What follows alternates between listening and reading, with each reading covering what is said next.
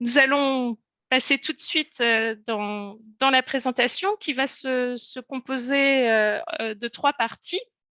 Euh, qui sont celles-ci. Donc, nous allons avoir une présentation un petit peu générale sur les études à l'étranger en version post-bac. On va essayer de couvrir tous les aspects et on va se reposer énormément sur Olivier et Denise qui sont avec nous ce soir. Denise qui va nous rejoindre très prochainement.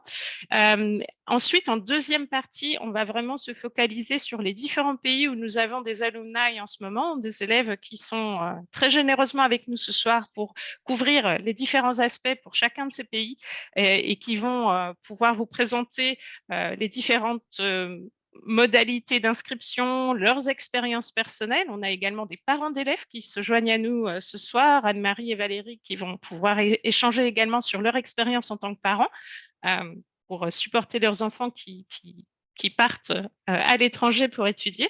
Et puis, une fois qu'on aura couvert les différents pays de destination de nos élèves alumni SIA, on va avoir une dernière demi-heure qu'on vous propose et qui est totalement facultative, mais où chacun des intervenants présents ici, les alumni et leurs parents, vont être dans des salles individuelles et vous aurez la possibilité de vous rendre dans chacune des salles qui vous intéressent pour poser des questions beaucoup plus spécifiques et précises à une localisation ou à un contenu spécifique.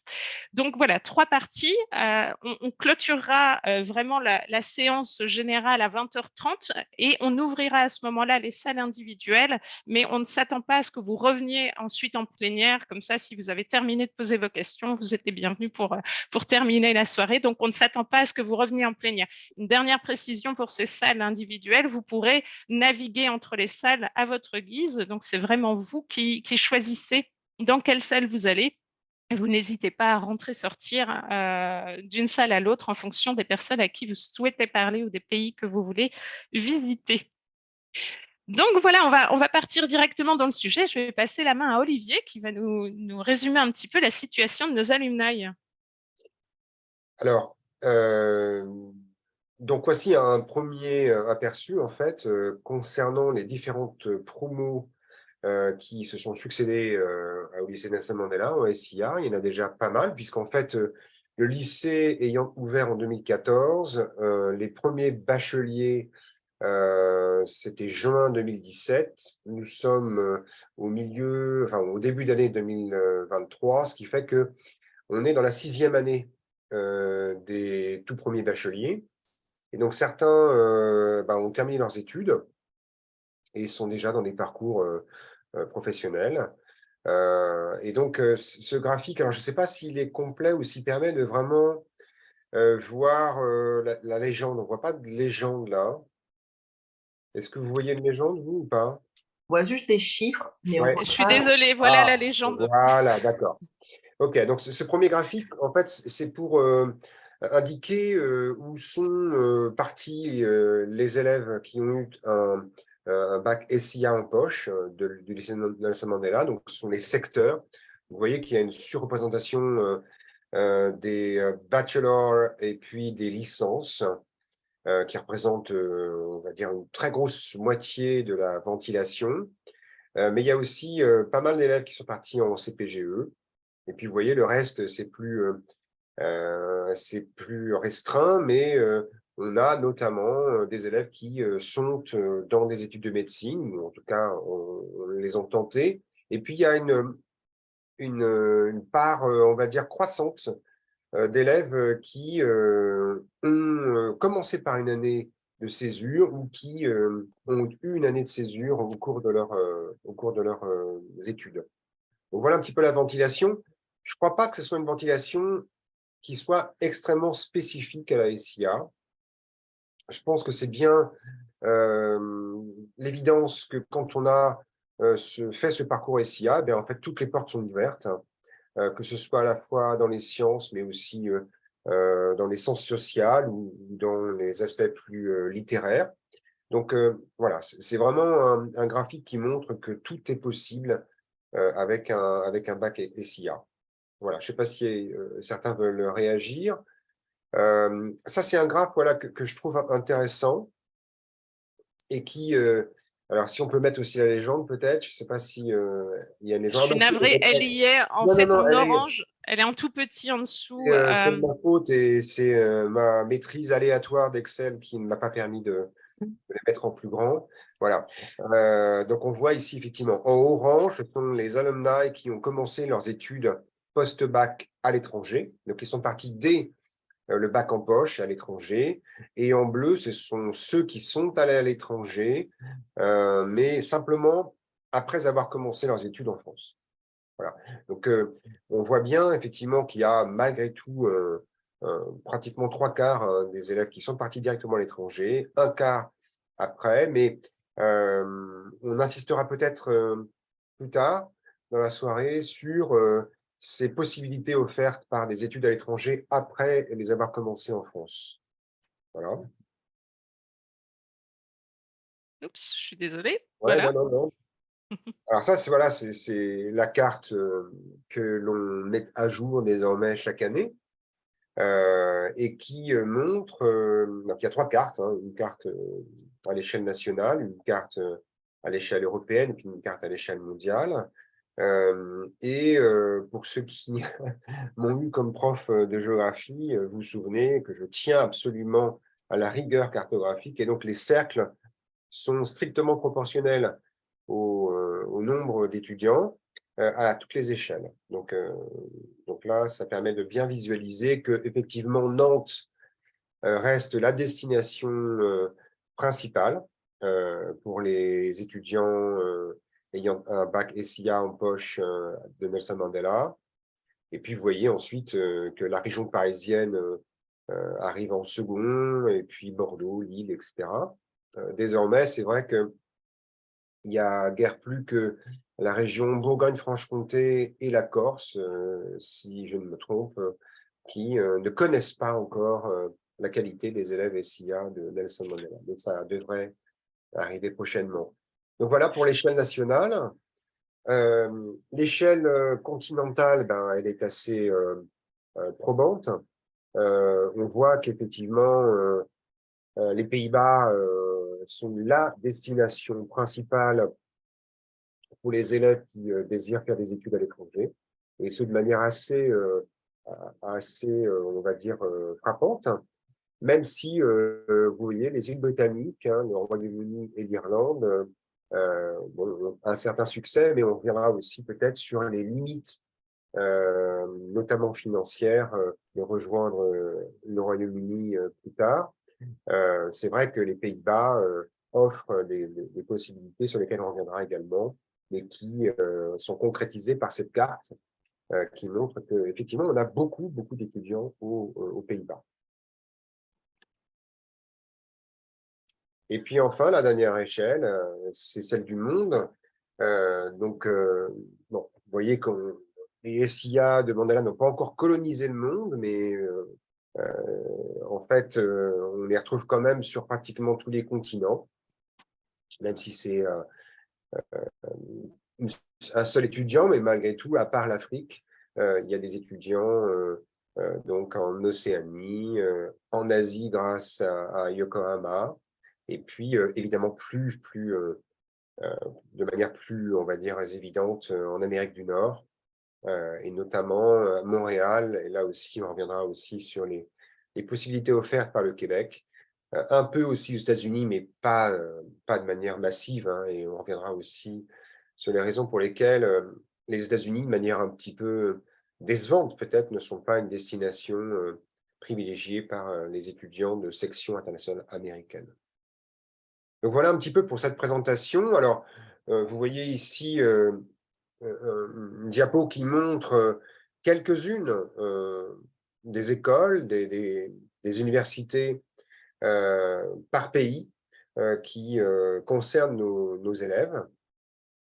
Alors, certaines vous sont très connues, j'imagine, d'autres un peu moins, mais elles reflètent là aussi une grande diversité des parcours et je pense que c'est quelque chose qui peut être très inspirant et puis peut-être aussi un petit peu intimidant. C'est vrai qu'on a eu quelques retours d'élèves qui sont au lycée actuellement et qui trouvent peut-être intimidant d'entendre les parcours de leurs aînés. Peut-être ont-ils peur de ne pas être à la hauteur, tout à fait. Mais en fait, je crois il faut essayer de voir ça comme quelque chose de très positif et, euh, et vraiment, les élèves qui sont passés depuis 2014 au lycée étaient des très bons élèves, mais ce n'étaient pas des meilleurs élèves que ceux qui sont actuellement au lycée. Donc, tout est ouvert et toutes ces écoles-là vous sont accessibles, bien sûr. Merci beaucoup, Olivier. Et là, Voilà. je pense, Denise, si tu es avec nous, je vais te passer la main pour couvrir l'aspect du gap year, de la césure.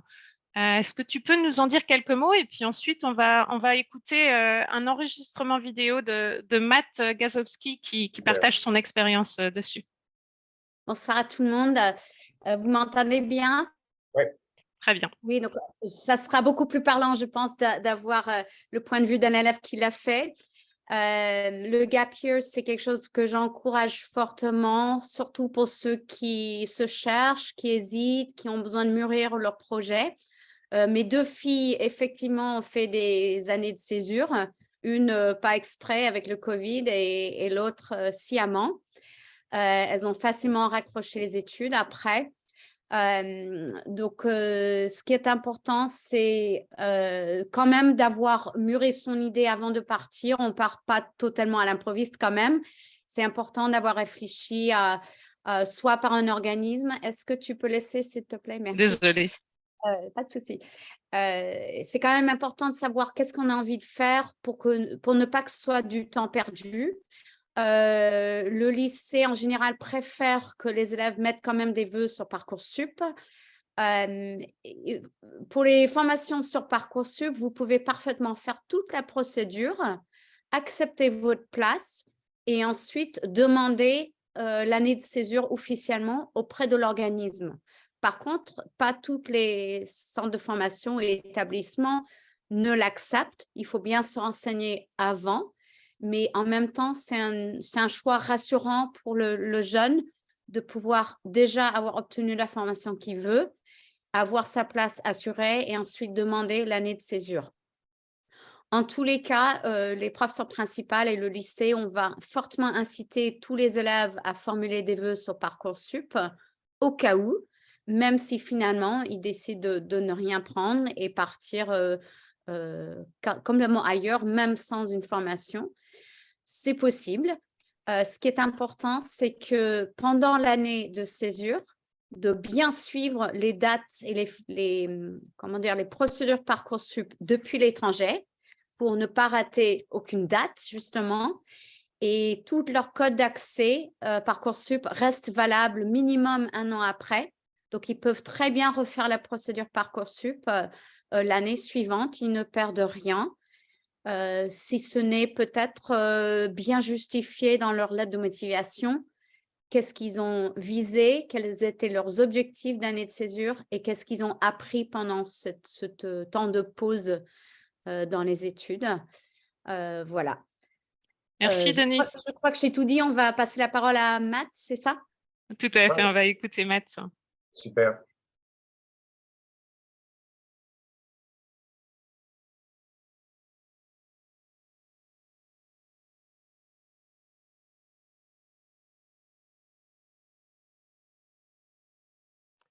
Hi everyone, I'm Matthew Gazowski. I was part of the SER 2017 group, the first ones, and I am now doing my master's degree in Wageningen University in the Netherlands in climate studies.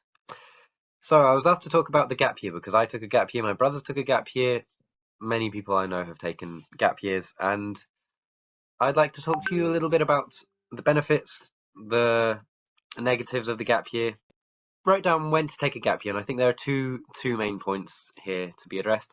So I think one of them, the first one that I'd say is you have no clue about your studies. I think if you have no idea, if you don't know where your interests are, I know it was pretty much my case. I knew I'd want to do something maybe with the environment, but I had no clue. And so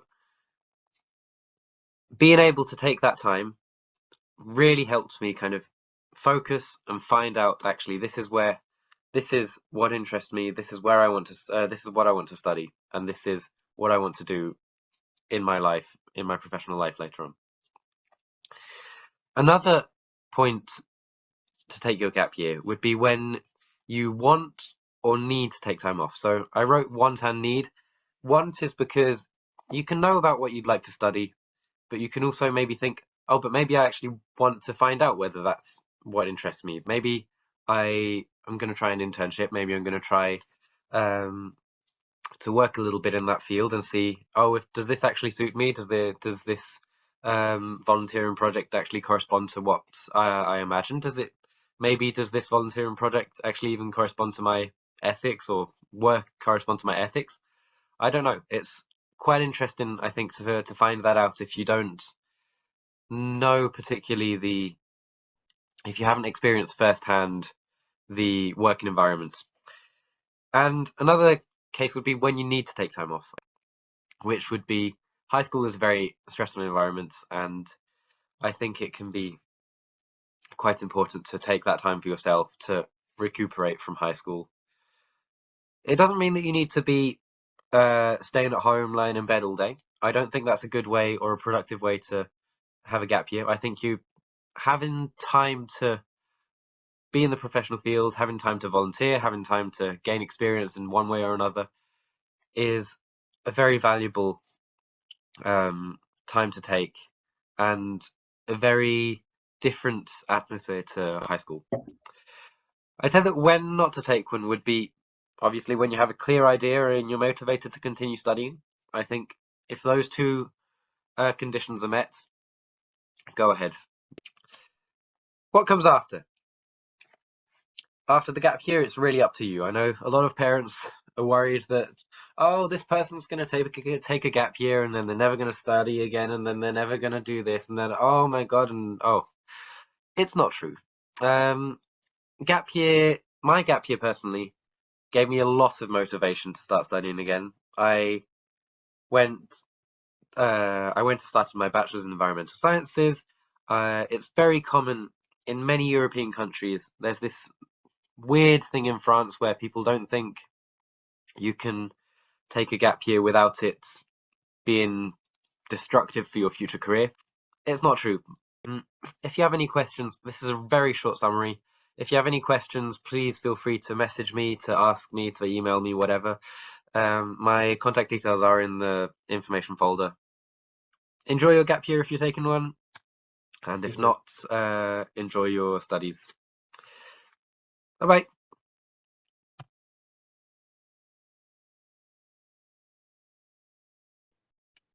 Great. So that was Matt's inputs on the gap year. Can you still see the slideshow on the screen? No. Okay. So I'm going to start sharing again. And we're going to move to the next topic, which is the... mince, je parle en anglais. On va partir sur le sujet suivant, qui est la mobilité sortante.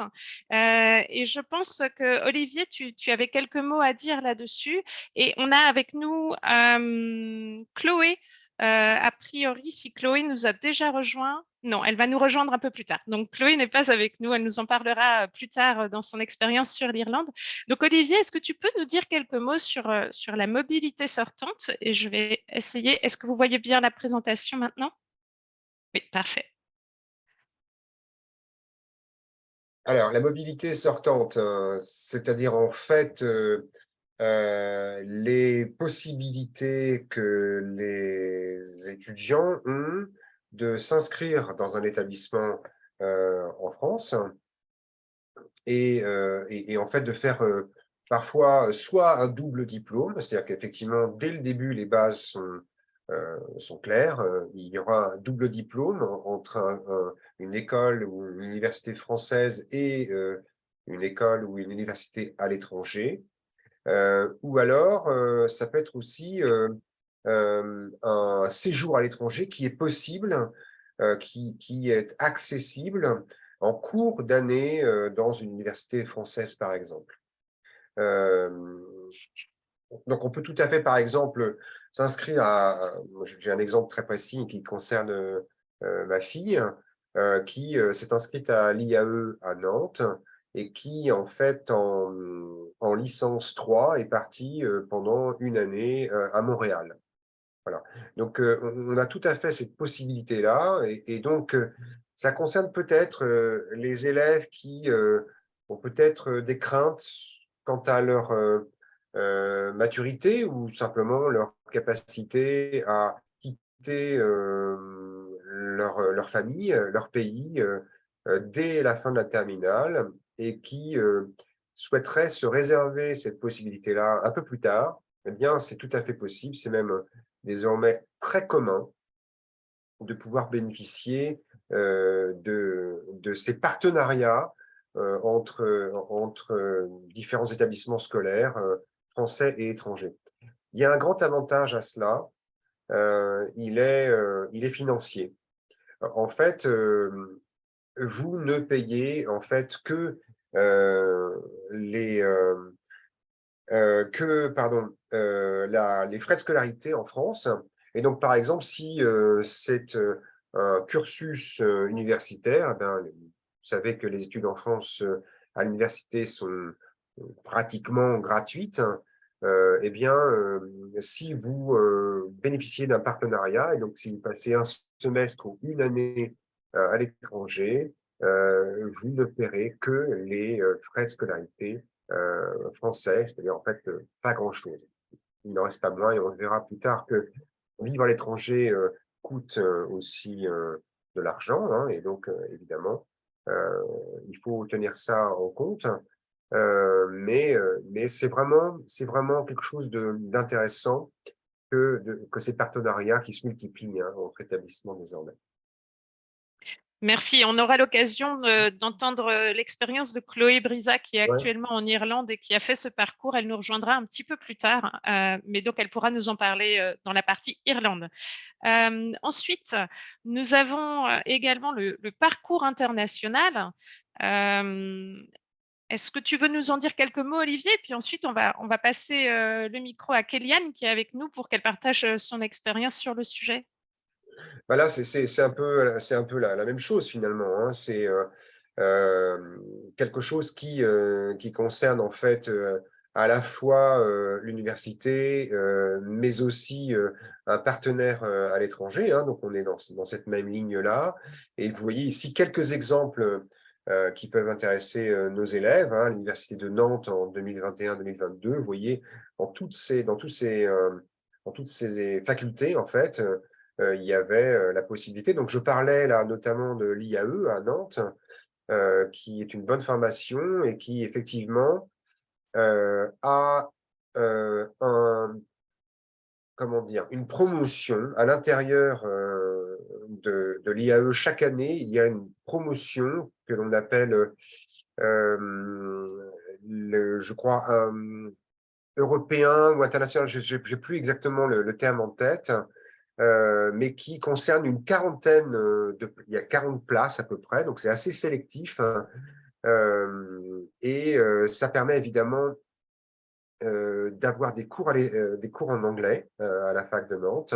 Donc une partie des disciplines sont enseignées en anglais, et ça permet aussi évidemment de donner davantage de poids à sa candidature lorsqu'il s'agit de candidater pour une année ou un semestre à l'étranger. Donc, ça, c'est vraiment très intéressant et c'est très, très adapté, par exemple, pour nos élèves de SIA qui, à mon avis, n'ont aucune difficulté à être acceptés dans ce parcours international. Voilà, j'ai retrouvé le terme, c'est le parcours international. Bon, il est écrit. Merci. Merci, Kéliane. Est-ce que tu veux nous en dire un petit peu plus, partager ton expérience personnelle dans ce parcours international? Oui, donc bonsoir. Donc, je suis actuellement en licence de biologie en parcours international à l'Université de Bordeaux. Donc du coup, ma L1 et ma L2 se font en France et ma L3 se fait obligatoirement à l'étranger.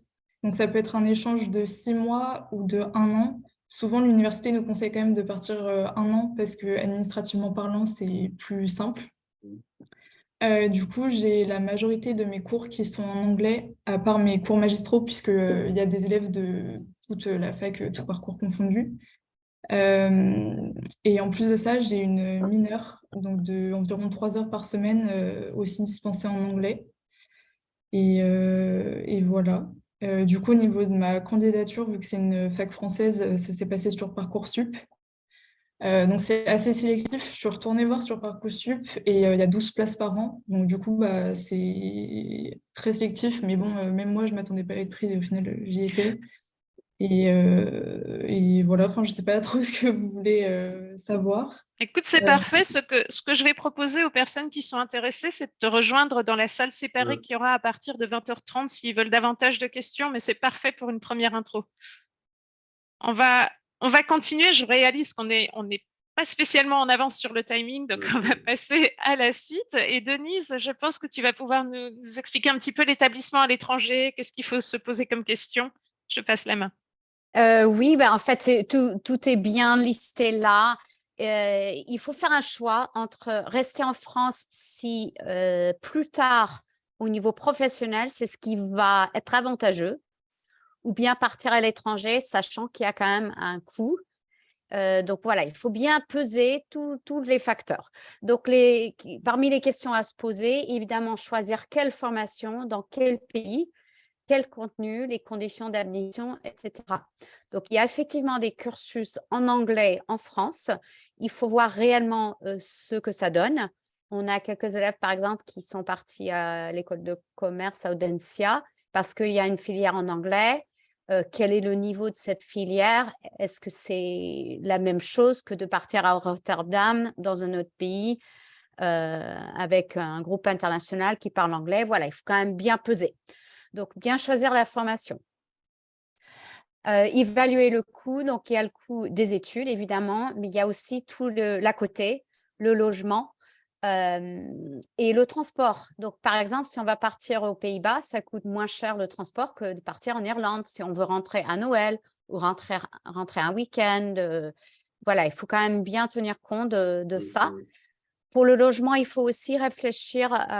Certains pays, c'est difficile de trouver un logement. Je pense notamment à l'Irlande, je crois, et aux Pays-Bas. Il y a un peu la crise du logement. Ce n'est pas évident. Rachel nous en parlera un petit peu quand elle va parler des Pays-Bas. Et Costia également pour les Voilà. Pays-Bas. Ouais. Il faut beaucoup anticiper sur les tests de langue. Les tests de langue, il faut s'y prendre 6 mois à l'avance. On va en parler un petit peu plus tard du TOEFL, la différence entre le TOEFL, l'IELTS et le Cambridge. Mais il faut bien s'y prendre 6 mois à l'avance parce qu'il faut 2 mois pour la date de prendre le test, plus 2 mois pour avoir les résultats, plus le temps de réagir. Donc, il faut anticiper minimum 6 mois. D'accord? Tu peux retourner avant, s'il te plaît? Voilà, la lettre de recommandation, M. Tabary ou moi-même ou les professeurs de spécialité peuvent rédiger les lettres de recommandation. Si c'est en anglais, c'est plutôt moi. Si c'est en français, mais pour une université à l'étranger, c'est plutôt M. Tabary. Ça dépend aussi vos domaines. Personal statement, la lettre de motivation, c'est très différent selon les pays et selon les différentes universités. Donc, il faut beaucoup faire vos recherches en amont pour bien cibler exactement qu'est-ce qu'ils demandent. La traduction des bulletins, on va en parler tout à l'heure. Pareil, il y a des délais, il faut s'y prendre à l'avance. Moi, je dirais minimum 2 mois, minimum. Ça a un coût aussi, la traduction. Candidature, visa. Alors, le visa, c'est plutôt pour le Canada, il me semble. Canada, États-Unis. Et également, il y a des démarches d'immigration à faire pour le Royaume-Uni, évidemment, depuis le Brexit. Mais ça dépend. On a l'expérience de Juliette Compagnon qui est partie à Édimbourg. Le visa étudiant pour le Royaume-Uni, en fait, il faut avoir sa place à l'université. Il faut que l'université ait émis votre numéro d'étudiant et il faut régler le logement et les études. Et ensuite, vous pouvez demander votre visa. Donc, dans le cas de Juliette, c'était la première mouture après le Brexit. Ça a été très, très compliqué. tout s'est fait au dernier moment, ça a été stressant, elle a dû partir en retard, donc pas prendre son logement alors qu'elle avait tout payé. C'est quand même un peu compliqué. Donc, anticiper tout ce qui est visa, immigration. Ensuite, savoir quoi faire après. Donc, les équivalences, c'est important aussi d'anticiper comment ce diplôme étranger il va être perçu dans le marché du travail dans ce pays-là, dans un autre pays, et surtout si vous comptez revenir en France. Pensez aux équivalences. Est-ce qu'il y a un équivalent? Comment c'est perçu dans le marché du travail dans votre domaine? ECTS, je ne sais pas ce que ça veut dire.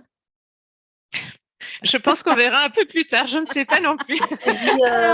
C'est des crédits en fait dans les universités qui peuvent être. Ah oui, alors moi j'ai noté credits, credits token, ou something. Ah ouais. unité de valeur ou Ouais, credits. voilà, en fonction, ouais. Voilà, donc c'est Merci, les Maud. unités de valeur. Il faut aussi savoir si ça compte bien pour une licence, un master. Alors en Europe, tout a été harmonisé, donc ça va. Mais si c'est un diplôme maintenant du Royaume-Uni ou des États-Unis, Canada, ça peut être différent. Alors GPA, c'est la moyenne des notes. Voilà, également, il faut bien savoir avant de candidater quelle moyenne est exigée. Est-ce que c'est une mention assez bien, une mention très bien, ou juste avoir son bac en poche, ça c'est avant. Et puis après, qu'est-ce que ça vaut un 16 sur 20 en France par rapport à un A, B+, ou je ne sais pas quoi. Voilà, quelles sont les équivalences de notes. Donc GPA, c'est la moyenne. Parfait. On va passer sur tout ça un peu plus en détail. On va essayer d'aller un peu plus rapidement, qu'on ait vraiment le temps d'écouter tous nos alumni qui sont avec nous. Donc, on va essayer d'aller un petit peu plus vite sur ces… OK. Les tests anglais, c'est très important de vérifier dans chaque fac, est-ce qu'ils acceptent ce qui est anciennement OIB, qui s'appelle maintenant BFI. Ce n'est pas accepté partout. Ils peuvent accepter, mais attention, c'est écrit en petit. Certains acceptent la section internationale britannique, mais pas la section internationale américaine. Donc, bien vérifier si BFI, ça permet de dispense de tests. Alors, les tests. Pour l'Amérique du Nord, c'est le TOEFL. Attention, ce n'est pas le TOEIC. Le TOEIC, c'est pour le monde du travail. Le TOEFL, c'est le test d'anglais pour les études universitaires en Amérique du Nord. IELTS, c'est un diplôme, enfin, c'est une certification en anglais donc britannique, reconnue dans le Royaume-Uni. Et le Cambridge, donc tous nos élèves ont la possibilité de le passer gratuitement. Mais attention, il y a deux problèmes. La première, c'est que les dates, ils ne peuvent pas le passer en première. Ils le passent obligatoirement en terminale parce que le ministère ne veut pas l'avancer. Ils le passent au mois de mars. Ils ont les résultats qu'en octobre. Donc, pour Parcoursup, c'est bien trop tard. Deuxième question, c'est un test niveau B2, mais qui peut bien certifier nos élèves jusqu'à niveau C1. Mais si l'élève a un niveau C2 parfaitement bilingue, ça ne le certifie pas.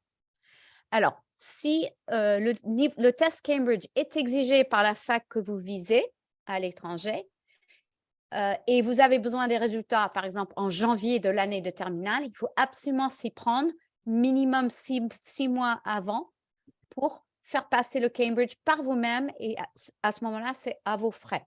Donc, anticipez. Alors, le TOEFL, et je pense qu'on peut sauter ça, il faut juste souligner le prix.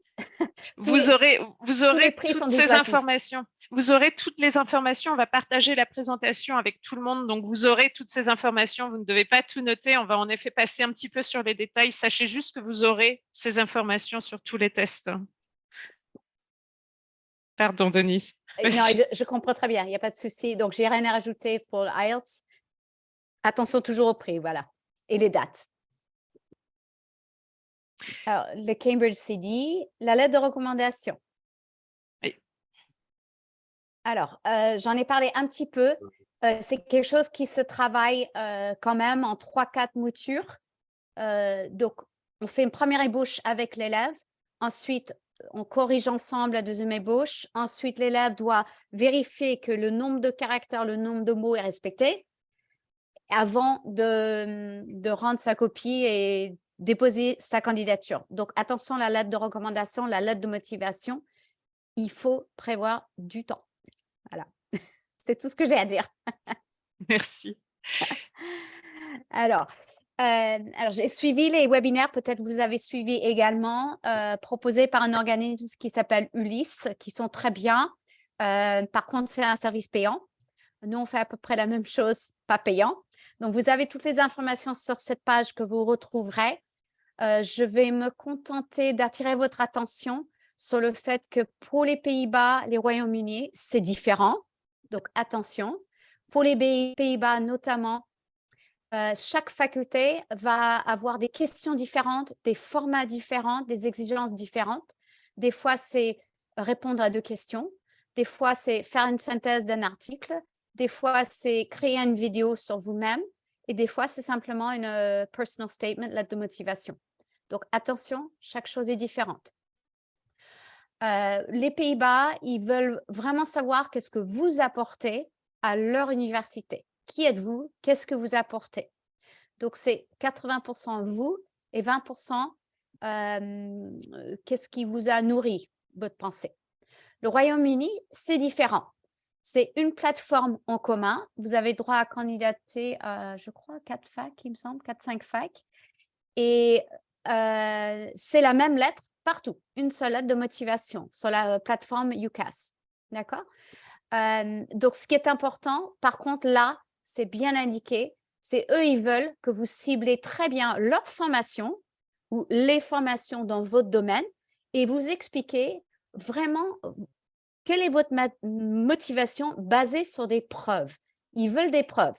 Ils veulent savoir qu'est-ce que vous avez lu, comment vous êtes informé sur le sujet, quel document, quel TED Talk. Ils veulent vraiment du concret de comment vous vous êtes informé sur le domaine qui vous intéresse. Donc, vraiment prouver très fortement votre implication dans le domaine. Donc, c'est un gros travail en dehors des cours. Voilà. Merci. Et à côté de ça, on a également le Europass Profile. Est-ce que tu peux nous en dire plus, Denise?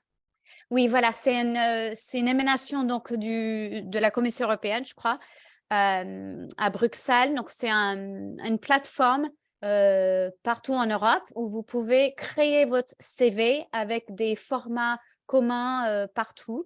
Comme ça, c'est lisible dans tous les pays. C'est bien pratique. Je connais quelques élèves qui l'ont fait. Ma fille, je crois Rachel, elle s'en est servie. Donc, pensez à toujours le garder à jour. C'est super pratique et voilà, c'est accepté partout. Donc, vraiment, je vous le conseille vivement. Super. Et maintenant, on va passer à la traduction des documents. Ça a été évoqué brièvement. Voilà, j'ai juste à dire qu'il faut quand même bien comparer les prix. Moi, j'ai contacté plusieurs traducteurs sur Nantes. Ils étaient archi chers avec des délais longs. La maman de Rachel, Madame Anderson, m'a soufflé ACS Traduction. Donc, j'ai mis l'adresse. Ils ont été hyper rapides, très professionnels et moitié moins chers. Donc, voilà. Oui, vraiment, demandez des devis. s'il vous plaît, utilisez ACS Traduction parce que c'est tellement moins cher et très rapidement, ils vont vous donner la traduction et même à un moment, j'ai même dû demander qu'ils l'envoient à mon université directement et ça a été fait le jour même. Ils sont vraiment géniaux. J'aurais bien voulu les utiliser avant. Il y a possibilité d'avoir des traductions sur un délai très court en payant plus cher. Mais voilà, on peut avoir des traductions sous un délai de 2-3 jours. Parfait. Merci Valérie. On va basculer sur le budget. Donc, on reste dans le coût des choses. Et là, on va se reposer sur Anne-Marie et Valérie, qui sont toutes les deux parents d'élèves, anciens élèves SIA, pour nous éclairer un petit peu sur tout ce à quoi il faut penser, tout ce qu'il faut budgéter et prendre en compte quand on part pour des études à l'étranger. Je vous laisse prendre la main, Anne-Marie, Valérie. Oui, donc Anne-Marie, moi je suis la maman d'une jeune étudiante qui est à Londres. Donc le budget est assez conséquent, notamment en termes de frais d'inscription à l'université. Donc en l'occurrence, c'est l'université de Queen Mary. C'est une université partenaire avec la Sorbonne. Donc c'est un prix préférentiel, mais qui s'élève à environ 11 000 € par an. Voilà. Les années d'études à Londres vont durer 2 ans. Et à ces frais de scolarité, donc se rajoute le logement. Londres, c'est une ville assez chère, donc tant en termes de logement, mais également les transports. Dans le cursus que fait ma fille, donc qui est proposé sur Parcoursup, 12% des étudiants sont boursiers. Voilà. Et dans ce cas, je crois qu'il y a une exonération des droits d'inscription. Merci Anne-Marie. Valérie, tu veux préciser d'autres aspects de ton expérience? Donc moi, j'ai parlé comment dirais-je, des études aux Pays-Bas. Donc les études, alors tu me corriges Rachel, hein, mais coûtent 2200 € par an. Je pense que c'est un tarif, comment dirais-je, qui est commun à toutes les universités néerlandaises. Ensuite, pour tout ce qui est coût de la vie de tous les jours, ben, c'est très variable d'une ville à l'autre. Et Rachel, qui est donc à l'université de Twente, bénéficie en fait d'un tarif intéressant au niveau logement. Je crois que tu payes 300 €, 350 €, c'est ça, Rachel? Oui. Voilà, pour une chambre. Par contre, voilà, c'est une chambre dans un logement d'étudiants. Et sur l'université, il y a plusieurs petits logements de 10 à 20 étudiants sur un parc arboré vraiment très, très chouette. Et donc, c'est un tarif vraiment très bas pour les Pays-Bas, hein. Dans d'autres villes comme Eindhoven et pire encore Amsterdam, les tarifs pour l'hébergement sont beaucoup plus élevés. Et Kostia va pouvoir nous éclairer un petit peu là-dessus un peu plus tard quand on basculera sur les Pays-Bas. Ou maintenant, vas-y. En fait, en gros, le budget pour Rachel, c'est 700 à 800 € par mois, tout inclus.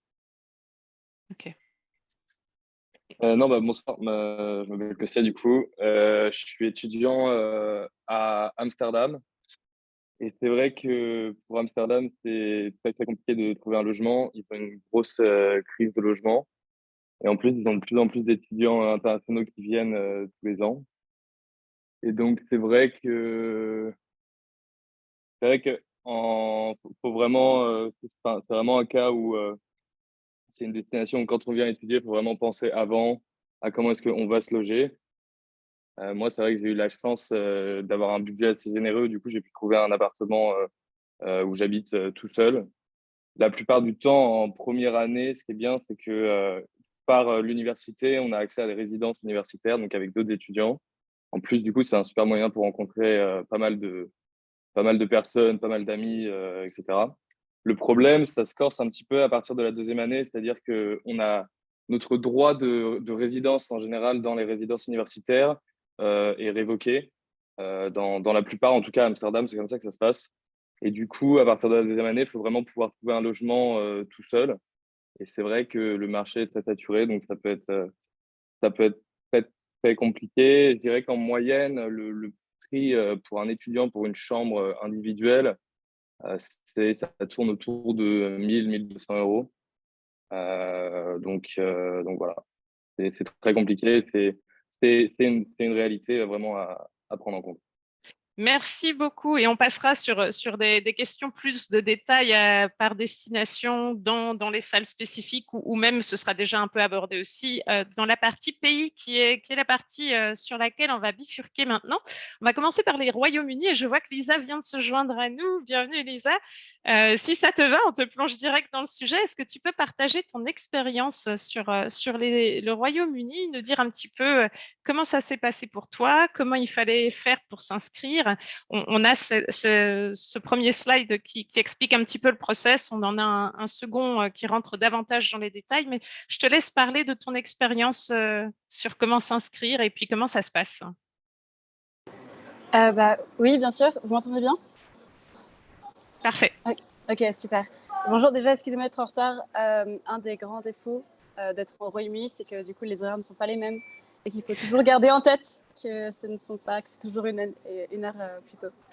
En ce qui concerne du coup le processus d'admission au Royaume-Uni, alors moi j'ai eu la chance du coup de faire par les deux voies, c'est-à-dire de faire par UCAS et Parcoursup.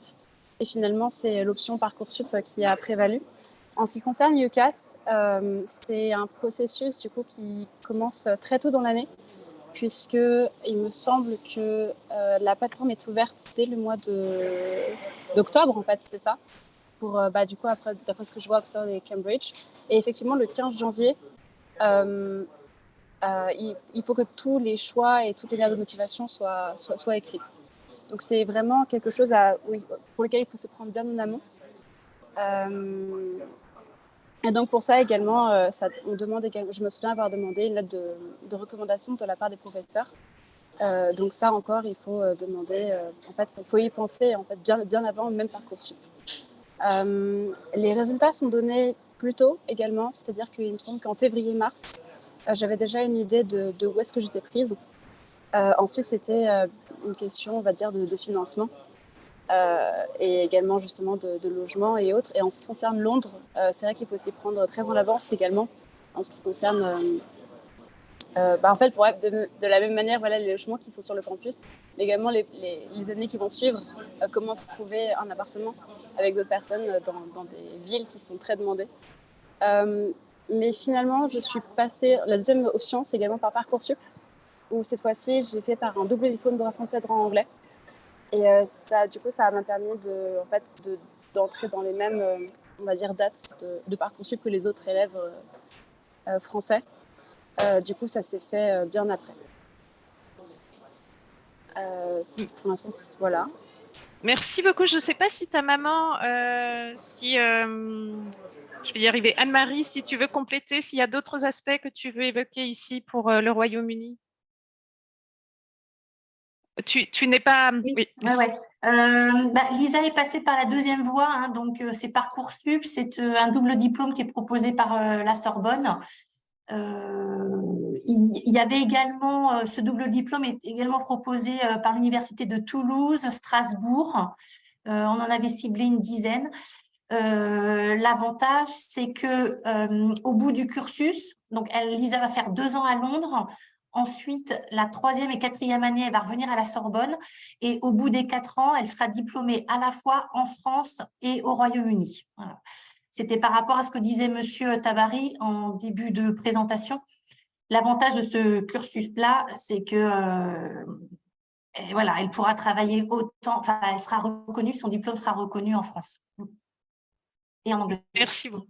Parfait, merci beaucoup. Et donc, vous aurez l'occasion de retrouver Anne-Marie et Lisa dans les salles spécifiques au Royaume-Uni en fin de séance à partir de 20h30. On va passer au pays suivant, les Pays-Bas. Et excusez-moi, c'était un peu trop vite. Là, on a la chance d'avoir plusieurs personnes avec nous. On a Timothée, Rachel et Kostia qui sont des alumni, et puis on a Valérie, la maman de Rachel, qui sont là pour partager leurs expériences. Si ça vous va, on va commencer par Timothée qui va partager son expérience aux Pays-Bas et puis les processus d'admission également. Ouais, bonjour à tous, du coup je suis Timothée, je viens de la promo 2022, donc c'est ma première année à l'étranger. Donc moi j'étudie le marketing management dans une école au nord des Pays-Bas, dans une ville qui s'appelle Groningen. C'est une ville à peu près similaire à Nantes, avec beaucoup d'activités et beaucoup d'étudiants. Du coup, pour ma candidature, pour moi personnellement, c'était très simple. Pour l'école dans laquelle je suis, j'ai juste eu besoin des bulletins traduits par contre. Il fallait que je traduise mes bulletins parce que l'école n'était pas en français. Et je n'avais pas besoin par exemple de montrer de Cambridge ou de test d'anglais. Et je n'avais pas non plus besoin de personal statements, donc de choses écrites. Donc ça, c'était vraiment très, très pratique.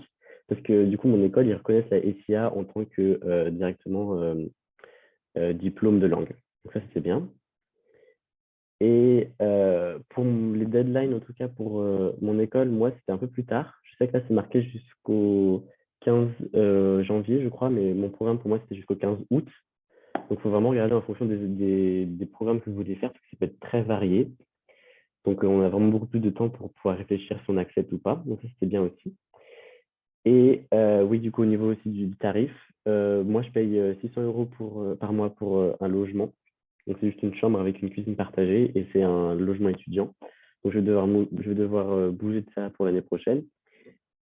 Donc, ce qui est quand même assez cher. Et aussi, dans cette ville, il n'y a pas beaucoup de logements, donc ça va être aussi assez compliqué. Mais il y a toujours cette option de logement étudiant qui est jusqu'au 15, qui est autour de mai. Donc, il faut quand même s'y prendre pas trop tard. Et voilà, c'est à peu près tout, je pense. Merci beaucoup, Timothée. Rachel, est-ce que tu veux compléter? Tu es à Twente, c'est bien Oui, ça? donc Twente, c'est une université assez qui est technique, donc plus tout ce qui est ingénierie, tout ça, ce qui n'est pas vraiment très fait par les ASIA en général. Mais j'ai eu à peu près la même chose que Timothée. J'ai pas eu besoin de faire trop grand-chose pour rentrer dans cette section. J'avais essayé de faire Mechanical Engineering à Eindhoven, et là, c'est Numerus Flexus. Donc, j'ai dû passer des examens. Et il faut dire que les examens là-bas, surtout moi, c'était pour les maths et la physique, sont très, très compliqués. Le niveau de France, en France, ça, voilà, ne se traduit pas très, très bien. Et en France, on a des façons et des manières de faire les maths et la physique que même aujourd'hui, je vois vraiment une difficulté de passer de l'un à l'autre. Mais sinon, c'était très, très simple de rentrer. Mais moi, par contre, pour mon université, c'était pas la SCA n'était pas reconnue. Donc, je devais passer Cambridge. Et j'ai la nationalité américaine. Donc, j'ai pu juste montrer mon passeport américain et montrer mon passeport français pour payer la tuition. Mais j'aurais été un peu embêtée si j'étais pas américaine. Donc ça, il faut vraiment aussi bien regarder en avance. Merci beaucoup, Rachel. Oh, tu voulais préciser autre chose? Non, si un peu, mais juste en général, le choix des Pays-Bas. Les Pays-Bas, c'est vraiment un pays génial pour les étudiants. La vie étudiante ici est très, très, très vivante. Et moi, je suis passée de la SIA où j'avais presque aucune vie sociale à avoir plein d'amis ici et là, et faire partie de plein d'associations. Il y a vraiment quelque chose pour tout le monde, quoi. J'ai vu un grand sourire sur le visage de Timothée. Je suppose que ça résonne avec lui. Kostya, est-ce que tu veux compléter? Toi, tu es sur Amsterdam, hein, et tu nous parlais tout à l'heure du coût du logement. Amsterdam, apparemment, est compliqué. Vas-y, on t'écoute. Ouais, non, pas grand-chose à compléter. À part que je dirais que pour le processus en général, ça dépend vraiment de l'université et du programme auquel on apply. Chaque programme a des recommandations, requirements qui sont différents. Et donc, il y en a où ça peut être très simple, juste candidature, et voilà, on peut être accepté comme ça. Et d'autres où ça peut être plusieurs étapes. Donc, regardez par rapport à ça. Ouais, non, Non, mais c'est très bien. Voilà, j'ai pas de grand chose à dire. Je dirais aussi, pour compléter sur ce que Rachel disait, les Pays-Bas, c'est vraiment un bon pays, et ça a l'avantage d'avoir beaucoup d'étudiants de différents pays européens, je dirais principalement. Donc, c'est vraiment, c'est une expérience qui est vraiment enrichissante, et en plus, c'est agréable parce que il y a le choix entre pouvoir étudier dans un peu plus une grande ville avec Amsterdam, Rotterdam, La Haye, mais aussi le choix de pouvoir étudier dans des villes qui sont un peu plus petites, qui font un peu plus famille, cosy, comme Leiden, comme Groningen, Maastricht, etc. Donc, voilà, quand on regarde aussi pour les universités, penser au cadre de vie qu'on a envie d'avoir, à ce qui nous correspond, etc. Il peut vraiment y avoir il y a une grande panoplie de choix ici, on va dire, donc c'est un plus. Oui, excellent. Je veux juste ajouter, moi, mon université à Twente, c'est vraiment un peu perdu au milieu de nulle part, et il y a beaucoup, la proportion d'élèves internationaux est beaucoup plus petite, donc il y a beaucoup d'élèves hollandais, et donc c'est aussi une autre expérience, quoi. Super, merci Rachel. Est-ce que Valérie, est-ce que tu veux compléter en tant que maman? Est-ce que tu as une expérience ou des aspects différents que tu aimerais partager? En fait, quand Rachel m'a parlé d'étudier à l'étranger, on avait ciblé les Pays-Bas et l'Allemagne parce qu'elle souhaitait suivre des cours en langue anglaise. Donc, ce qu'on a fait, c'est que on est parti. Déjà, on a pré-ciblé toutes les villes où des universités pouvaient être intéressantes pour Rachel. Et ensuite, on est parti en train pour les Pays-Bas. Et on a visité les Pays-Bas en train, et de voir sur place les universités, les campus, voilà, la vie, ça, c'est très, très aidant, quoi. Voilà, on a passé 5 jours aux Pays-Bas et puis quelques jours en Allemagne. On apprend, enfin, ça permet d'avoir déjà une très, très bonne vision par rapport à ce que l'université peut vendre, je dirais, entre guillemets, sur ses sites Internet. Parfait, vous allez pouvoir est-ce poser que je toutes les peux- questions. Oui, oui, Ouais, oui, oui. je vas-y. voudrais juste intervenir pour dire toutes ces road trips ou visites, il faut vraiment les faire l'année de seconde et première, surtout pas attendre l'année de terminale pour le faire. Donc, vous êtes parti en octobre de l'année de première des filles, il me semble. C'est ça, Rachel? Oui, c'est ça. Oui, C'était voilà. novembre de... Novembre, voilà. Donc, c'est l'année de Oui. première qu'il faut cibler toutes les visites, soit pendant les vacances scolaires, soit pendant l'été. Mais beaucoup de portes ouvertes sont en fait en octobre-novembre. Donc, pensez-y. Il faut s'y prendre à l'avance. Et sinon, j'ai, comment dirais-je, collecté, voilà, j'ai 2 documents, un pour l'Allemagne, un pour les Pays-Bas, sur toutes les informations que j'ai pu collecter sur les universités. Donc, si quelqu'un est intéressé par ces informations-là, je les enverrai avec plaisir. Formidable, tout à fait. On peut centraliser ça et puis s'assurer que c'est partagé avec l'ensemble des familles SIA. Merci beaucoup. Vous allez pouvoir poser des questions plus précises si vous êtes intéressé par les Pays-Bas à Timothée, Rachel, Kostia et Valérie qui seront dans les salles spécifiques par pays et par orientation. On va les séparer pour que vous puissiez leur poser des questions précises à partir de 20h30 quand on aura fait le tour de tous les pays de manière un petit peu plus générale. Et on va garder Rachel avec nous, en fait, et Valérie, parce qu'on leur a demandé si, étant donné que Rachel avait envisagé l'Allemagne, on va vous demander de vous rappeler un petit peu ce que vous aviez fait comme recherche, même si tu n'as pas atterri là-bas et que tu n'as pas étudié pour l'instant en Allemagne, ça reste une possibilité pour toi, Rachel, c'est ça? Oui, donc si vous aimez bien l'Allemagne ou vous avez déjà un bon niveau en allemand, surtout pour je ne sais pas pour les autres options ou les autres bachelors, mais les bachelors d'ingénieurs, l'Allemagne, c'est vraiment un pays génial pour ce genre de choses. Après, voilà, la plupart des bachelors ne sont pas complètement en anglais. Il y en a peut-être quelques-uns, mais c'est très, très, très rare. La plupart du temps, c'est un mix 40-60% anglais-allemand. Et donc voilà. Mais par contre, niveau master, oui, il y a beaucoup plus d'anglais. Et moi, j'envisage de faire un master en Allemagne pour ces raisons-là. Donc, j'ai fait des recherches.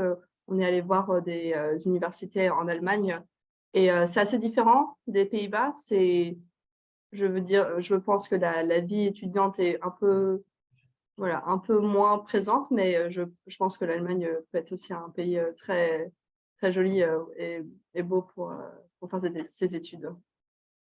Et puis avec des parcours scientifiques qui sont particulièrement présents, si je ne me Oui, trompe pas. très, très enrichissant. Oui, alors, L'Allemagne, c'est connu pour être un pays d'ingénieurs. ouais, on avait donc visité Clèves, Munich et Ingolstadt, donc ils proposent des bachelors 100% en anglais. Bon, Munich, c'est TUM, donc c'est l'université vraiment de référence en Allemagne.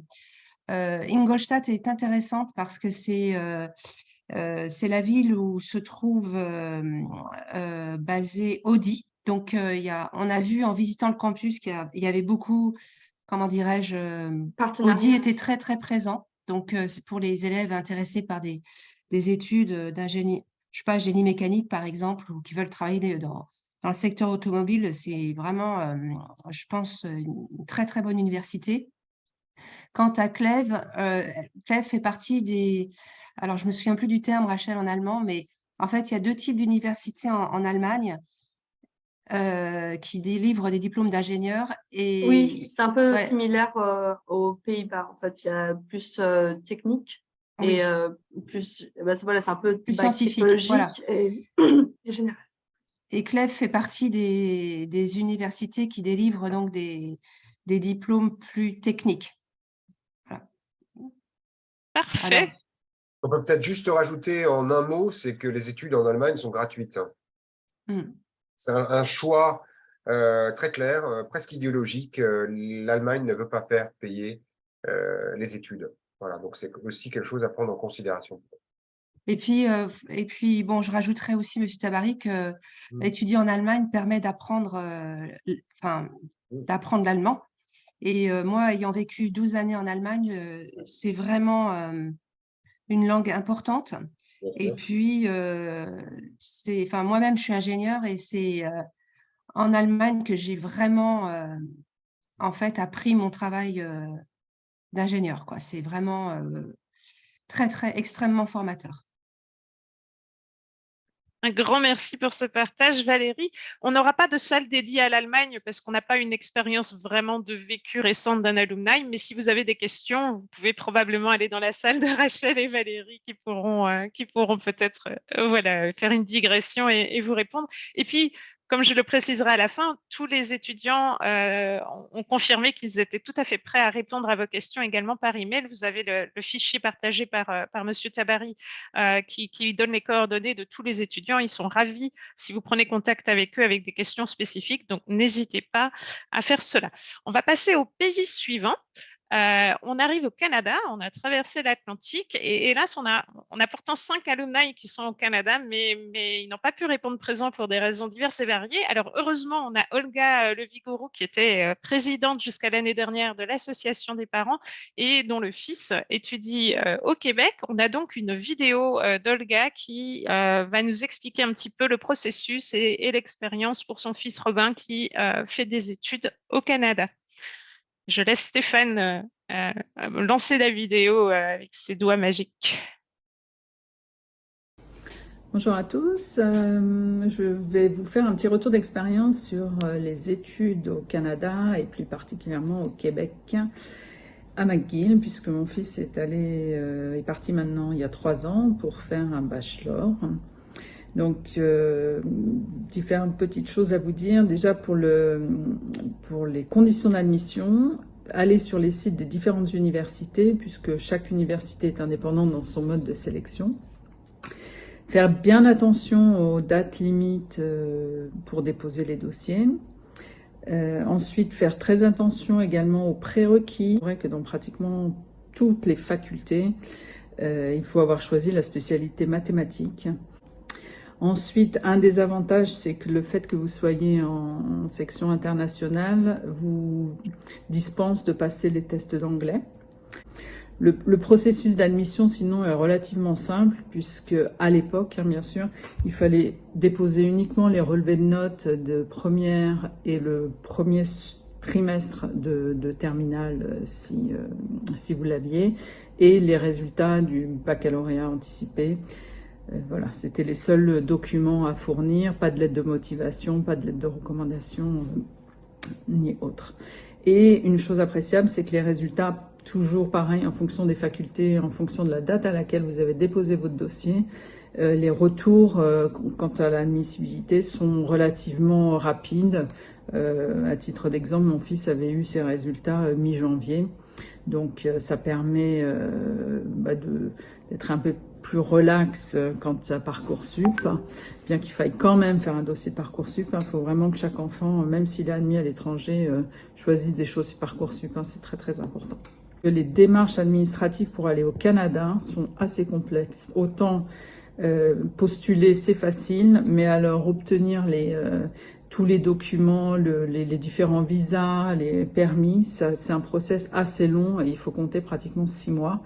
Sachant si vous n'avez pas votre visa au moment de la rentrée, vous ne serez pas admis et vous devrez décaler votre date de rentrée. Donc c'est la partie finalement la plus stressante, c'est d'obtenir le CAC, qui est le visa finalement pour le Québec, et ensuite le permis d'études qui est délivré par le Canada. Les cours à McGill sont dispensés en anglais, mais vous avez la possibilité de rendre vos écrits également en français.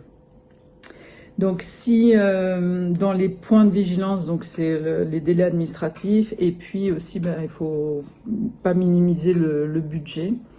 Le budget pour les études, bien qu'en étant français, vous allez payer les tarifs des frais comme un élève canadien, pas un élève québécois, mais comme un élève canadien. Le logement, c'est relativement facile, soit en résidence universitaire, soit en colocation. La vie à Montréal, voilà, tout ça est relativement facile et agréable. Et il y a également la possibilité pour les étudiants de trouver un petit job étudiant.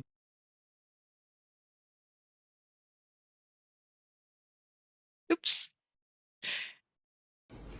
Bonjour à tous. Administratif, et puis aussi, il faut pas minimiser le budget. Le budget pour les études, bien qu'en étant français, vous allez payer les tarifs des frais comme un élève canadien, pas un élève québécois, mais comme un élève canadien. Le logement, c'est relativement facile, soit en résidence universitaire, soit en colocation. La vie à Montréal, voilà, tout ça est relativement facile et agréable. Et il y a également la possibilité pour les étudiants de trouver un petit job étudiant. Oui, ça ne veut pas continuer. Je pense que Olga arrivait probablement à la fin de toute façon. On va s'en tenir là pour cette expérience. Je vais repartager mon écran avec vous en espérant que ça remarchera. Est-ce que vous pouvez à nouveau voir la présentation? Oui, Oui, je vois des petits oui. Super. je voudrais vraiment Oui. insister sur 2 points que Olga elle a soulevés. La première, c'est l'importance du SPE-Mat. Je crois que pour les Pays-Bas, ils n'acceptent pas maths complémentaire. Rachel, est-ce qu'ils acceptent maths expert? Je ne crois pas. De toute façon, pour faire maths experte, il faut faire maths PE. Voilà, donc attention, il y a voilà, vraiment dans le choix des SP, privilégier SPE-Mat, en tout cas pour les Pays-Bas, je ne sais pas les autres pays. Le deuxième point qu'Olga a relevé, que je voudrais vraiment insister, c'est l'importance, même si vous voulez absolument partir à l'étranger, c'est de quand même mettre quelque chose sur Parcoursup, parce qu'on n'est pas à l'abri d'une pandémie. Et donc, si jamais les frontières sont fermées, etc., il faut avoir vraiment un plan B, un plan C, un plan D en France et même à Nantes au cas où on a une situation de crise comme on a connu. Merci beaucoup pour ces précisions, Denise. Je passe rapidement sur les informations spécifiques au Canada. Encore une fois, on partagera tout ceci avec vous. Ici, on a des informations qui sont pour le reste du pays et donc pas focalisées sur le Québec, avec des informations complémentaires. Vous recevrez tout ça, donc ça ne sert à rien de commencer à noter frénétiquement. Ce sera partagé avec vous. Oui. Juste si je peux dire un petit quelque chose, parce que alors je n'étudie pas au Canada, mais j'avais apply dans plusieurs facs là-bas. Oui. Donc c'est vrai que le Canada, c'est un pays super intéressant. Il y a des très bonnes universités. Ce qui est très intéressant, c'est que quasiment la totalité des universités au Canada reconnaissent l'OIB comme Proof of English Proficiency. Donc il n'y a pas besoin de faire TOEFL, IELTS ou quoi que ce soit. C'est vrai qu'avec les Pays-Bas, c'est des pays qui pour ça sont très intéressants. En plus de ça, le Québec particulièrement, quand on est français, on paye, les frais sont beaucoup moins chers que les frais pour le reste des universités au Canada. Faut savoir que les universités au Canada, en général, c'est presque les prix américains, donc c'est 30 000, 40 000 dollars l'année. Donc c'est très, très cher. Au Québec, en revanche, c'est entre, il me semble, 5 et 10 000 dollars. Donc là, pour le coup, c'est assez intéressant en tant que Français. Voilà, et puis après, en termes d'application, etc., tout est encore une fois très spécifique aux universités et surtout aux programmes qu'on fait avec des recommandations, des requirements qui sont différents. Merci, Kostia, pour ces précisions. On va rester de l'autre côté de l'Atlantique, on bascule aux États-Unis et on a avec nous Valentine et Camille qui vont pouvoir partager leurs expériences. On va commencer par Valentine, si tu veux bien nous expliquer un petit peu comment ça s'est passé pour toi, comment les inscriptions se passent pour les États-Unis. Vas-y, on te laisse nous expliquer. Donc, pour moi, c'était une situation assez spéciale. Je suis allée aux États-Unis avec ma famille et j'ai fait mes études online avec Paris-La Sorbonne. Je savais déjà que je ne pouvais pas payer l'université là-bas, c'était beaucoup trop cher. Après, pour les questions plus tard, dans les groupes sélectifs, si quelqu'un est intéressé de étudier aux États-Unis, j'ai essayé et je connais aussi beaucoup de personnes qui ont essayé ou qui sont à l'université, donc j'ai plein de notes, des trucs à dire si quelqu'un est intéressé. Mais oui, si vous voulez aller aux États-Unis, mais vous n'avez pas l'argent, je pense que c'est aussi une bonne option de savoir que vous pouvez y aller et aussi faire des études françaises en ligne. Ouais. Merci. Et puis, Camille, tu es avec nous également. Je vais te laisser expliquer un petit peu ta situation et ce qui s'est passé pour toi. Ouais, bonjour tout le monde. Bah, du coup, moi c'est Camille. J'ai pas terminé la SIA parce que je suis partie aux États-Unis avec ma famille aussi juste avant l'année de terminale. Euh, Parce que on a eu des cartes vertes et du coup, il fallait partir à ce moment-là. Mais du coup, j'ai vécu 1 an, j'ai fini le lycée aux États-Unis avant de commencer l'université là-bas. Et grâce à ça, j'ai pu bénéficier à des bourses pour les résidents américains. Euh, du coup, le coût des études, pour moi, je ne payais pas pour aller à l'université. Je payais juste le loyer, évidemment, ensuite. Euh, et puis après aussi, pour le coût des études aux États-Unis, je dirais que ça varie beaucoup en fonction des États. Par exemple, la Floride, c'est beaucoup moins cher que la Californie. Donc, ça dépend vraiment des États et des universités aussi. Il y a public et privé, évidemment, comme en France. Voilà, la vie là-bas, c'est très cher. Mais il y a des moyens, par exemple, en ayant un job étudiant à côté ou un truc comme ça, de réussir à survivre là-bas. Voilà. Super, merci J'aimerais beaucoup. aussi ajouter, si possible, par rapport au travail, la culture de travail aux États-Unis par rapport à la France, c'est très, très différent. En France, c'est assez dur d'avoir un travail. Une fois que tu es dedans, tu es dedans. Mais aux États-Unis, c'est vachement facile de travailler sans avoir d'expérience avant ou même de diplôme. Moi, j'avais assez de mal avec l'école, donc je me suis dit, je vais essayer de travailler et de voir où est-ce que ça va m'apporter. Et du coup, sans vraiment de diplôme, j'ai réussi au bout d'1 an et demi être dans une des plus grandes galeries au monde où je faisais Logistics Manager. Donc, c'est vraiment, aux États-Unis, ils value aussi l'expérience du travail. Donc, si vous êtes au college, que vous commencez, c'est aussi bien, si vous avez le temps, d'avoir un petit travail sur le côté. Parce que même avoir 1 an d'expérience ou 2, ça vous rapporte beaucoup après pour le futur, puisque souvent dans le travail, ils ont, oui, il faut ce diplôme, il faut ça, mais aussi il faut 5 ans d'expérience. Et vous sortez, vous avez un diplôme et vous n'avez pas d'expérience. Et voilà. C'est juste un peu différent, mais juste quelque chose à savoir aussi. Et juste un petit rappel pour tout le monde, Valentine, toi, tu étais la promo 2017, donc la première promo de la SIA, c'est bien ça. Et Oui. Camille, tu aurais été promo 2018 si tu avais pu finir ta terminale en SIA. Donc, ça fait déjà 5 ans et demi aussi que tu as fini tes études. Merci beaucoup à toutes les deux. On vous retrouvera dans les salles séparées d'ici quelques minutes. On va terminer notre tour du monde en revenant de ce côté-ci de l'Atlantique. On sort de l'Union européenne, on arrive en Suisse. Et pour la Suisse, on a 2 personnes avec nous. On a Estelle et Eléa. Et Estelle, si tu peux peut-être commencer à partager ton expérience et peut-être nous rappeler de quelle promo tu es également et quelles études tu as choisies. Oui, alors bonsoir tout le monde, donc je m'appelle Estelle, donc je fais partie de la promo de 2017, donc avec Valentine et Léa. Donc moi je suis partie directement après le bac, je suis allée étudier en Suisse, donc moi d'abord à Genève. J'ai fait mon bachelor à Genève j'ai fait 4 ans de bachelor, car j'ai redoublé ma première année. J'ai fait une gap year en quelque sorte, où j'ai travaillé à Berne, donc toujours en Suisse. Et ensuite, je suis en ce moment à Lausanne pour faire mon master. Donc, mes études, j'ai fait de l'économie et du management en bachelor. Et là, mon master, je me spécialise en management et plus particulièrement en marketing. Et donc, voilà, moi, je vais vous présenter un petit peu tout ça.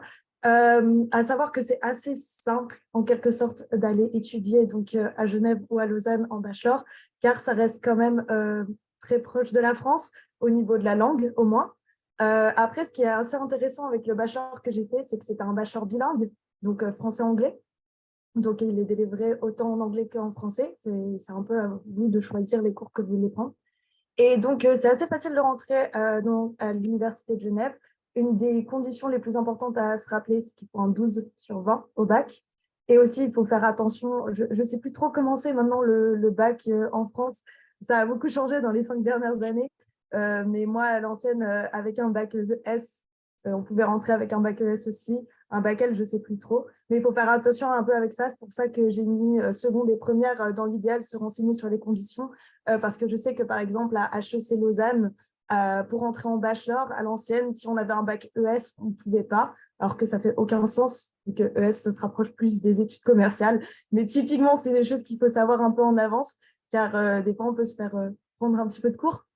Et voilà, il y a pas mal de portes ouvertes dans les universités romandes, donc Genève, Lausanne, etc., qui sont aussi en ligne. Donc, ça vous permet, si vous n'avez pas trop l'occasion de partir directement là-bas, de voir en ligne et de poser vos questions à des personnes qui font leurs études là-bas. Les délais d'inscription, c'est plutôt en avril, fin avril, donc généralement le dernier jour. Donc, je crois que cette année, c'est le 30 avril, du coup, tous les ans. Et vous recevez normalement une lettre vous disant que vous avez été pris, mais sur condition que vous ayez eu votre bac avec la mention qui est demandée, donc une mention assez bien. Donc voilà, moi j'avais aussi postulé à l'EPFL, qui est l'École Polytechnique Fédérale de Lausanne, où là les niveaux sont aussi très différents parce que par exemple, si vous êtes intéressé dans l'ingénierie, cette école elle est super. Mais il faut par contre une mention très bien, donc un 16/20 pour entrer dans cette université. Donc c'est très différent. Voilà. Et voilà, en juillet, normalement, vous recevez la lettre finale qui vous dit si vous avez été pris ou non. Et donc, on a beaucoup détaillé, mais comme ça, vous avez toutes les informations, vu qu'on n'a pas trop de temps. Et puis, voilà, juste pour rappel, la Suisse, ça paraît pour un pays assez cher. Mais en vrai, moi, j'ai autofinancé toutes mes études du début jusqu'à la fin. Et au final, ça se fait. En plus, les jobs étudiants, j'en ai entendu plusieurs parler des jobs étudiants, mais en Suisse, on a quand même un bon salaire de base. Et du coup, les petits jobs étudiants, on est sur un salaire de 25 francs de l'heure. Donc, au final, ça va très vite. Si vous avez un petit job de 15-20 heures par semaine, au final, ça va. Et avec l'université, ce qui est bien, c'est que la première année, normalement, vous n'avez pas tant de cours que ça. Donc, c'est complètement faisable. Et vous pourrez me poser plus de questions après. Et puis, je ne sais pas ce que je peux dire d'autre. Voilà, si Eléa, je veux parler comme ça. Merci, Eléa. Est-ce que tu veux partager ton expérience à toi? Ouais, j'ai pas grand-chose à rajouter au niveau des conditions, etc. Moi, c'est vraiment si besoin, si des gens qui sont intéressés. Mais c'est vrai que moi, j'ai fait mon bachelor en France et ensuite, j'ai fait une année de césure. Et je voulais faire des études autour de l'écologie, de la durabilité. C'est pour ça que j'ai cherché un master dans ce domaine-là. Et en France, en fait, c'est encore un domaine qui est un peu tâtonnant. Et c'est pour ça que j'ai regardé, du coup, aux Pays-Bas, en Belgique, aussi au Royaume-Uni. Et en fait, j'ai trouvé ce master, du coup, en Suisse. Du coup, je fais un master en durabilité. Mais il est en français, donc c'est pas forcément...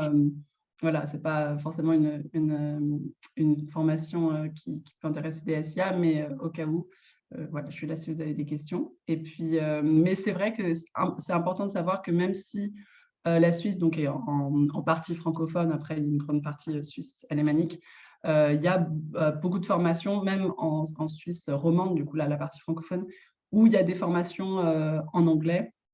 Donc, notamment, moi, dans l'université de Lausanne, où je suis aussi, il y a des formations en anglais, notamment en sciences.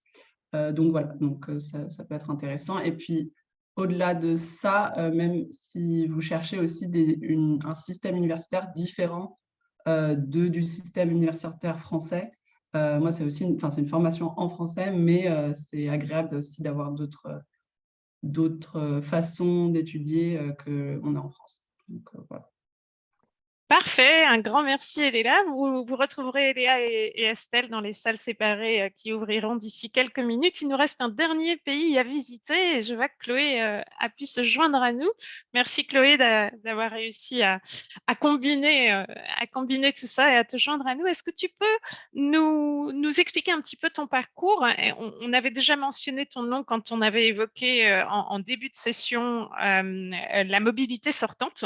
Donc, si tu peux peut-être aussi également mentionner cet aspect-là dans ton parcours qui t'a amené en Irlande, ce serait super. Je te passe le micro, Chloé. Vous m'entendez? Oui, très bien. Ok.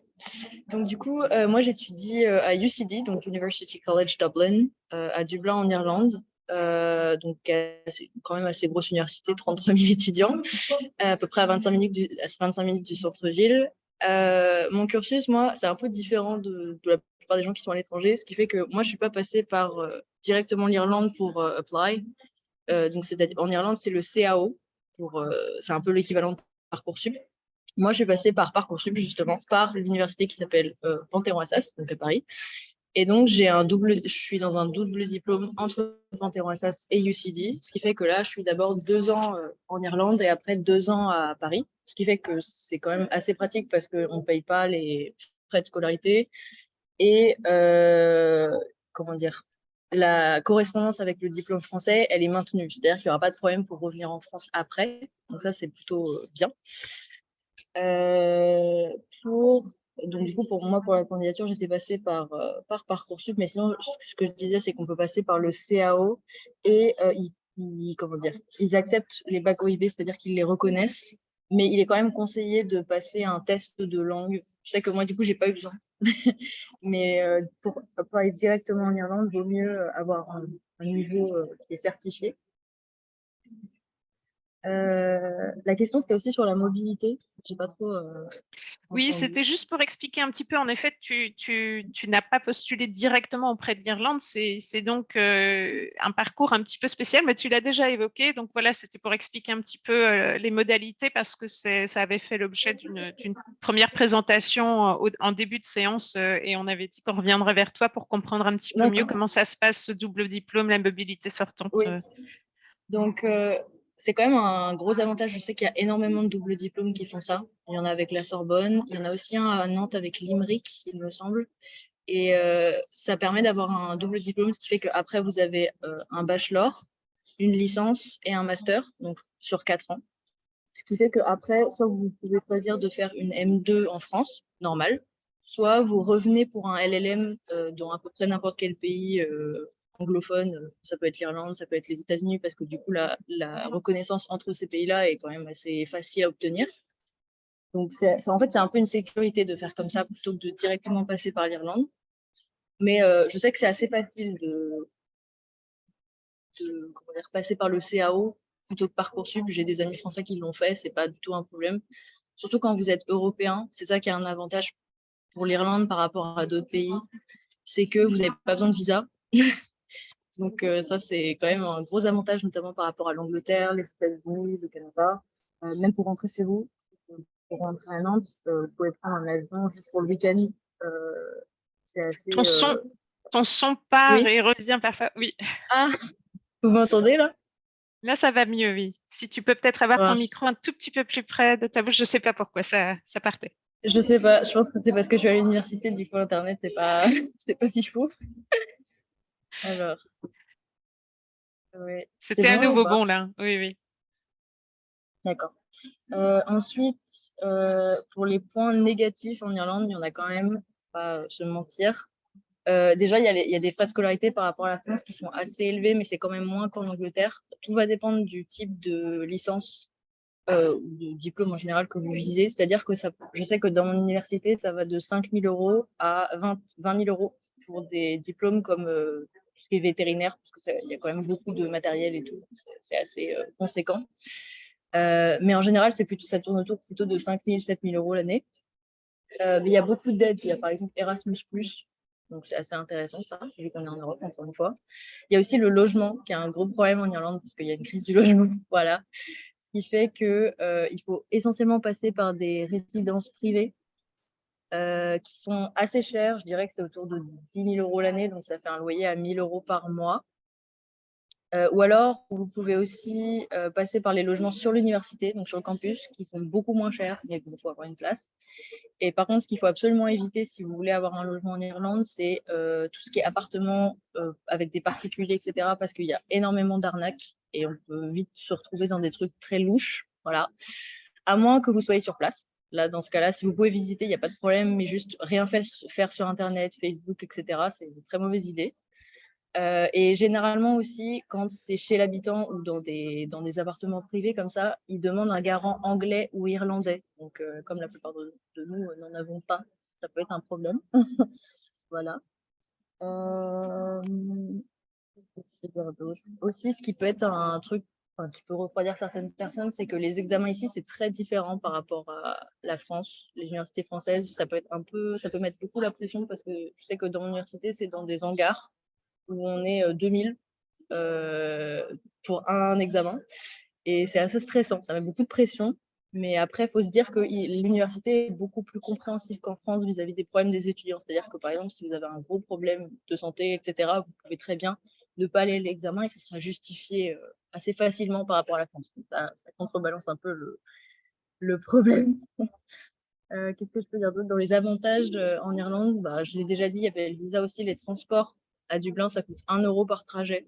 Donc ça, c'est plutôt bien quand on est étudiant, parce que sinon, les budgets avant, c'était pas possible.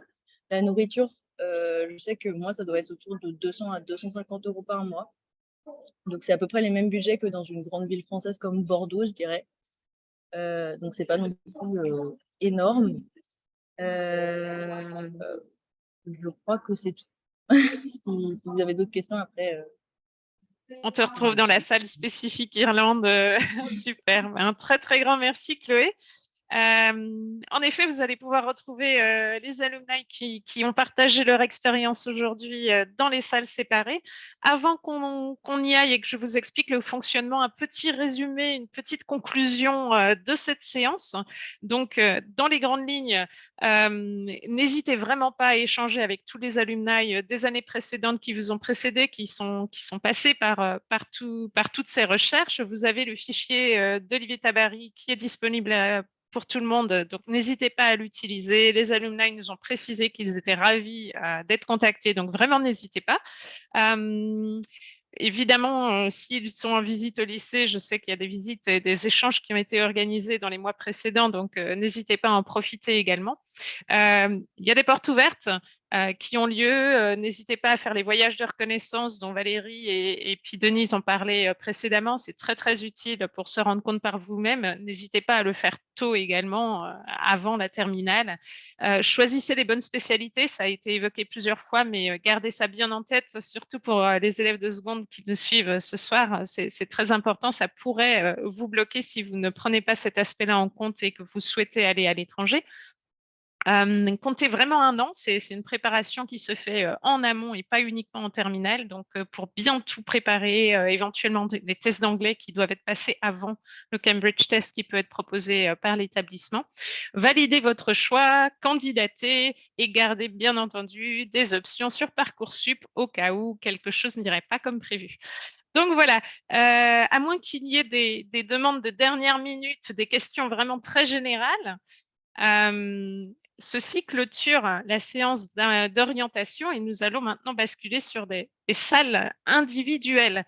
Mais avant cela, j'aimerais, comme on ne va pas revenir en plénière à l'issue de ces salles individuelles, vous pourrez partir, quitter la conférence quand cela vous arrange une fois que vous aurez posé les questions de votre choix. J'aimerais remercier vivement Denise, Olivier, qui nous ont aidés avec le contenu de cette présentation, qui sont présents là ce soir et qui ont pu expliquer une bonne partie des aspects que nous ne maîtrisons pas comme parents. Donc, un grand merci, Olivier et Denise. Un très, très grand merci à tous les alumni qui sont présents ce soir, à Anne-Marie et Valérie en tant que parents, Olga qui a également enregistré la vidéo. Donc, merci beaucoup à tous. Et puis, au niveau de l'association des parents qui a travaillé sur ce projet, Maxime, notre président, Maude qui a géré les aspects techniques, ainsi que Stéphane aussi à la technique. Donc, un très grand merci à tous d'avoir rendu cette séance possible.